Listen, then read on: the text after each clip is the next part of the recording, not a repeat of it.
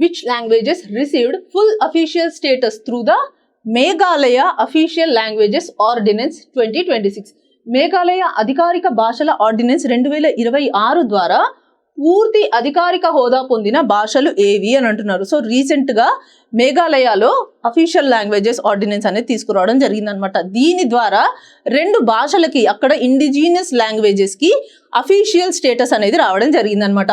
ఆ 2 భాషలే Kashi and Garo. So అక్కడ ఉన్న ట్రైబ్స్ ఎక్కువగా మాట్లాడే భాషలు కాశీ అండ్ గారో అనమాట. ఇవి ఇండిజినస్ లాంగ్వేజెస్.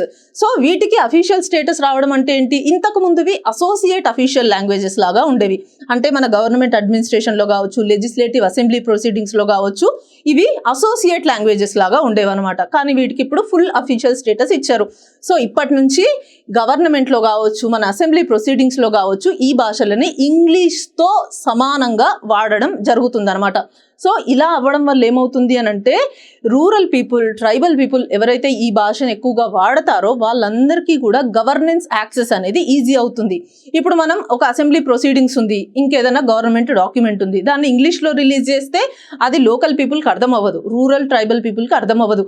అదే వాళ్ళు రెగ్యులర్గా వాడే వాళ్ళ వాడుక భాష అయిన కాశీ గారోలో రిలీజ్ చేయడం వల్ల ఏమవుతుంది, వాళ్ళకి అసలు దాంట్లో ఏముందో వాళ్ళకి అర్థమవుతుంది. సో ఇలా గవర్నెన్స్ అనేది చాలా ఈజీ అవుతుంది.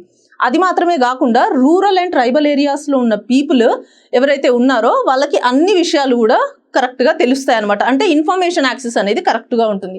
అండ్ ఇంకొకటి ఏమవుతుంది ఇక్కడ అనంటే కాంపిటేటివ్ ఎగ్జామ్స్లో ఇంగ్లీష్లో మాత్రమే ఉండకుండా ఈ భాషల్ని కూడా ఇవ్వడం వల్ల, ఈ భాషల్లో కూడా కాంపిటేటివ్ ఎగ్జామ్స్ కండక్ట్ చేయడం వల్ల ట్రైబల్ ఏరియాస్ పీపుల్ ఎవరైతే ఉంటారో, రూరల్ ఏరియా పీపుల్ ఎవరైతే ఉంటారో వాళ్ళందరూ కూడా ఈ కాంపిటేటివ్ ఫీల్డ్లో వేరే వాళ్ళతో ఈక్వల్గా పోటీ చేయడానికి వీలుగా ఉంటుందన్నమాట. సో ఇవన్నీ మైండ్లో పెట్టుకొని ఈ 2 భాషలకి అఫీషియల్ స్టేటస్ అనేది ఇవ్వడం జరిగిందనమాట.